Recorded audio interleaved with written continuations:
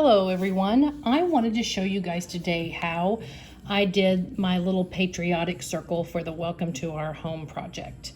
I have a really large door hanger that is already online that you could watch that video if you wanted. It may give a little bit more detail, a little bit longer detail if you felt like you needed that. But I want to start out with showing you guys how to do this. I'm going to start with my blue, my navy blue, and I'm going to use the wide side of my brush, and I'm going to kind of go through and I'm going to kind of make these swipes up and down.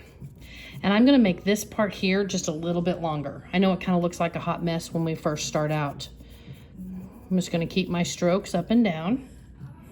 As you can tell, one side of your circles that you picked up might be a little rougher than the other side, but all you need to do is just add a little more paint. I'm painting on this rougher side, so I know it is definitely doable. You just have to have heavier paint. Okay, so there we have that navy, and that's fine. I have no problem with the way this navy is, but I want it to look just a little bit more, I don't know, a little more shaded. So I'm gonna wipe off my brush. I'm barely gonna dip into my white because I don't want too much white.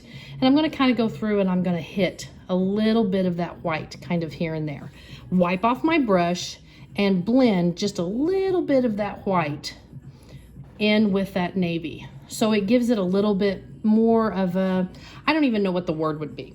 So you can just tell the difference in not just solid navy brown. When you do the white in between there, just don't push your brush down very heavy. If you push your brush down heavy or hard, it's going to just blend really quickly. We want there to be some of those highlights through there. Okay, so there's my navy. I'm gonna wash off my brush. Really good, wipe it off, get all the water soaked out of it. Water is never good when we're painting with these types of paints. Okay, now I'm gonna dip straight into my red. And I'm gonna go ahead and I'm gonna kind of hit here and there. You can tell I'm leaving some areas white. I'm gonna go here because your background is already white. Not that we're not gonna add some white to that. And see how that navy is still wet, and so I'm pulling some of that down and I'm pulling a little bit of that red up in there. I want that. If you notice you're getting too much navy on your brush, just wipe it off. Okay, I'm gonna go here. I'm gonna kind of get a little bit of an idea going up and down there. This is a different style of painting. It's a lot of fun. I enjoy this because I feel like it's kind of sloppy painting. And so there's no exact lines, which for me, I think sometimes is fun because I'm extremely over the top about things being perfect. And I know with this painting, they can't be. And so for me, I think it gives a nice break from that constant heavy line or exact line trying to make it perfect. So I'm gonna paint through this right here. I'm gonna leave that edge a little bit. And once again, I'm gonna go up here. I'm gonna pull a little bit of that red up into that navy. I'm gonna let a little bit of that navy come down into my red, just a little bit. Not that we want it overly mixed, but, and some of you guys have already done this painting, and I've heard people say it's harder than I thought. Well, part of it's harder because we are trained to have things exact. And with this not being exact, it does make it harder because we want those nice clean lines. Okay, so I've got my red and white. Well, I'm actually wanting some more white. If I were you, I would let that red dry a little bit. I'm happy with the way my red and navy meet. I was wanting that kind of mix, but like right in through here, I feel like I need more white. If you're painting this at home, let it dry a little more than probably what I'm getting ready to do. But right here, I'm gonna go through and I'm gonna add a little bit of that white. Right here, I'm gonna dip back in. I'm gonna go right here where the white was, and I'm gonna add a little bit more. I'm gonna clean that up right there, pull a little bit of that down. Because if you're not careful, and as you can tell, if you don't let it dry, it will obviously turn pink. But I'm gonna try to put mine on super heavy so it doesn't do that. I don't suggest it because it does make it probably a little harder in the long run. But anyways, so I've got that.